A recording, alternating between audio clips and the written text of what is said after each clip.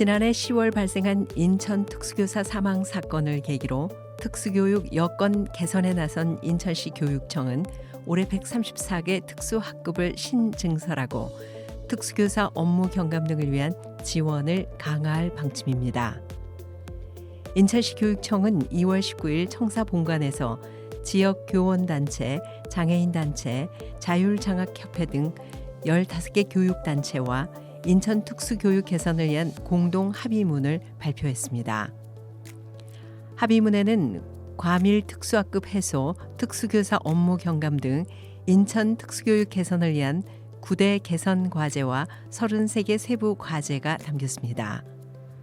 9대 개선 과제는 과밀 특수학급 해소, 특수교육 운영위원회 기능 강화, 특수교육 지원센터 운영 방식 개선, 특수교육 대상 학생, 교사, 학부모 심리 상담 지원 강화, 중도, 중복 장애 학급 운영 개선, 전일제 특수교육 대상 학생 지원 방안 마련, 행동 중재 지원단 전문성 향상, 통합 학급 운영 방식 개선, 특수교사 교권 향상 및 업무 경감 등입니다.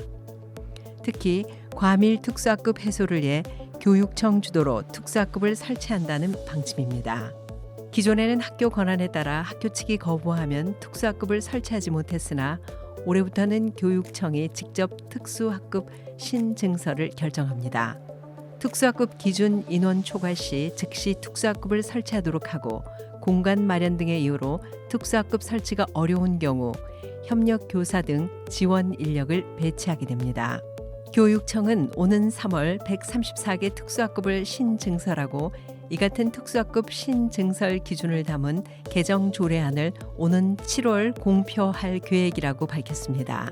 기간제 교사 등 지원 인력 채용 등으로 행정 업무를 지원하는 등 특수교사의 업무를 줄이게 한 방안도 담겼습니다. 더불어 특수학교 증설에 따른 교원을 확보하기 위해 특수교사 법적 정원 충원을 교육부에 계속해서 요청할 계획입니다.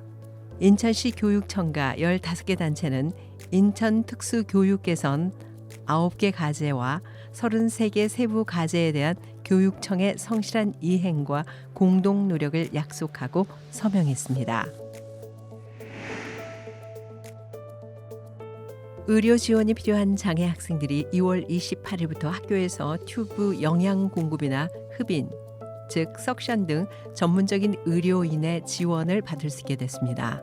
교육부는 특수교육 대상자에 대한 학교 내 의료적 지원 범위를 정하고 통합 학급 교육 활동을 지원하는 특수교육 교원에 관한 사항, 규정 등을 담은 장애인 등에 대한 특수교육법 시행령 일부 개정안이 2월 18일 열린 국무회의에서 심의 의결됐다고 밝혔습니다.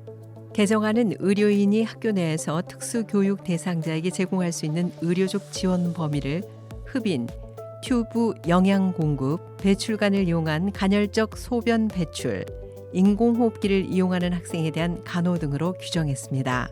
또한 특수교육 대상자의 통합 학급 교육 활동 지원을 위해 특수교육 교원을 둘 때는 일반 학교에 배치된 특수교육 대상자의 수와 장애 유형 및 장애 정도, 학교 여건 및 지역 특성 등을 고려하도록 규정했습니다.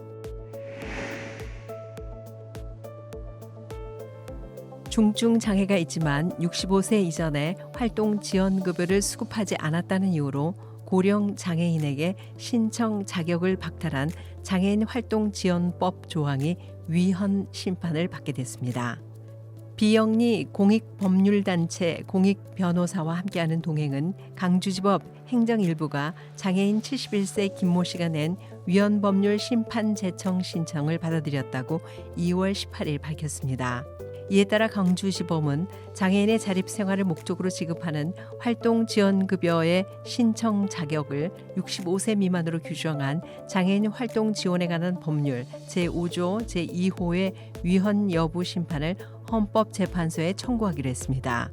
현행 장애인 활동 지원에 관한 법률 제5조 제2호는 활동 지원 급여의 신청 자격을 노인 등이 아닌 사람으로서 이 법에 따른 수급자였다가 65세 이후에 혼자서 사회생활을 하기 어려운 사람, 노인성 질병으로 장기 요양급여를 수급하는 65세 미만인 사람으로 규정하고 있습니다. 김 씨는 홀로 일상생활이 어려울 정도로 중증 장애를 65세 이전에 갖고 있었으나 활동 지원 서비스 제도를 뒤늦게 알고 신청하는 바람에 결격 대상이 됐습니다. 김 씨는 담당 지방자치단체인 전남 모항군을 상대로 행정소송을 내고 근거 법 규정의 유연성도 판단해달라며 위헌 법률 심판 제청을 신청했습니다. 정부가 행정, 전산, 농업 등 분야에서 올해 중증장애인 국가공무원을 68명 선발합니다. 인사혁신처는 2월 14일 이 같은 내용의 2025년도 중증장애인 국가공무원 경력 경쟁 채용시험 시행계획을 사이버국가고시센터에 공고했습니다. 이에 따르면 과학기술정보통신부, 환경부, 교육부 등 19개 중앙행정기관에서 15개 분야에 걸쳐 다양한 직급의 중증장애인을 채용합니다.